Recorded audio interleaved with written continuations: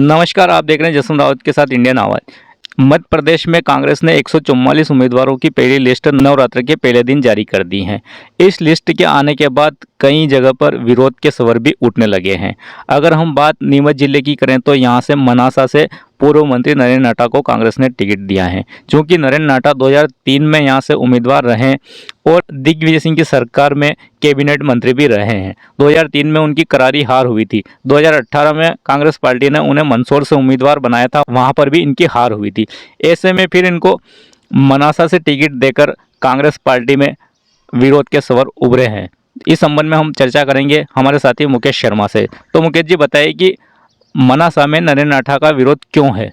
कल जैसे ही कांग्रेस ने 144 उम्मीदवारों की सूची जारी की, उसमें नीमच जिले के मनासा विधानसभा क्षेत्र से का भी नाम है। उसमें पूर्व मंत्री नरेंद्र नाटा को उम्मीदवार बनाया गया है।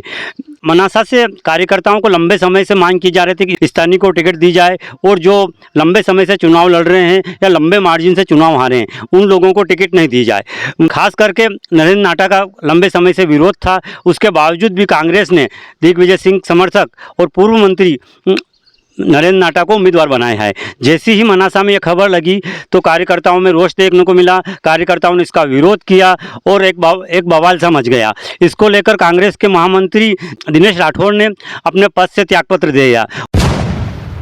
जैसा कि अब इंतजार है कांग्रेस की दूसरी सूची का और उम्मीद जताई जा रही है कि इसमें जावद और नीमच के भी टिकट होंगे। तो ऐसे में क्या स्थिति बनेगी? संभावना तो ये बताई जा रही है कि 18 तारीख को जो दूसरी सूची आएगी उसमें नीमच और जावद के नाम शामिल होंगे। अभी हाल ही में दिल्ली में नीमच और जावद को लेकर पेच फंसा हुआ है। कमलनाथ और दिग्विजय सिंह में खींचतान चल रही है। जैसा कि आप बता रहे हैं कि कमलनाथ और दिग्विजय सिंह में खींचतान चल रही है, तो ये किस बात को लेकर खींचतान है? वो उम्मीदवार को लेकर खींचतान चल रही है। दिग्विजय सिंह जी नीमच से भानु प्रताप का नाम आगे बढ़ा रहे हैं, तो उधर से कमलनाथ जी उमराव सिंह के लिए अड़े हुए हैं। वहीं कमलनाथ जी जावद से समंदर पटेल की पैरवी कर रहे हैं, तो दिग्विजय सिंह अपने समर्थक सत्यनारायण पाटीदार के लिए अड़े हुए हैं। अब ये पेच फंसा हुआ है। जावद में अगर समंदर पटेल को टिकट मिलेगा तो क्या स्थिति बनेगी? देखो, जावद में भी लंबे समय से कार्यकर्ता वहाँ से बाहरी उम्मीदवार का विरोध कर रहे हैं और स्थानीय उम्मीदवार की मांग कर रहे हैं।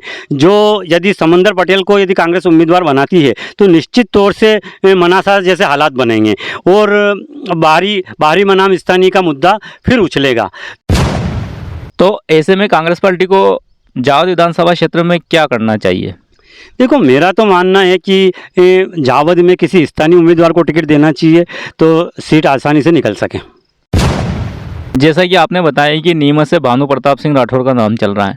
भानु प्रताप सिंह राठौर चूँकि युवा हैं, तो अगर उनको उम्मीदवार बनाया जाता है तो कांग्रेस में क्या स्थिति बनेगी? यदि कांग्रेस भानु प्रताप सिंह पे दाव लगाती है तो निश्चित तौर पे एक तो युवा हैं ये लोगों के, और एक फ्रेश चेहरा है, नया चेहरा है और निर्विवादित हैं। और दूसरी बात है कि वो राजपूत समाज से आते हैं। ये नीमच राजपूत बाहुल्य क्षेत्र माना जाता है। यहाँ से पूर्व खुमान सिंह शिवाजी कई बार विधायक रहे और 3 बार दिलीप सिंह परियार भी राजपूत है, तो वो भी 3 बार लगातार यहाँ से चुनाव जीते हैं। तो राजपूत से राजपूत की काट होगी और निश्चित तौर से भानु प्रताप सिंह चुनाव जीतने की स्थिति में आ सकते हैं। तो कुल मिलाकर आपका ये कहना है कि जावद में जो है बाहरी उम्मीदवार का विरोध होगा और नीमच में जो युवा चेहरे पर कांग्रेस अगर दाव लगाती है तो अच्छी पोजीशन में रहेगी। बिल्कुल सही।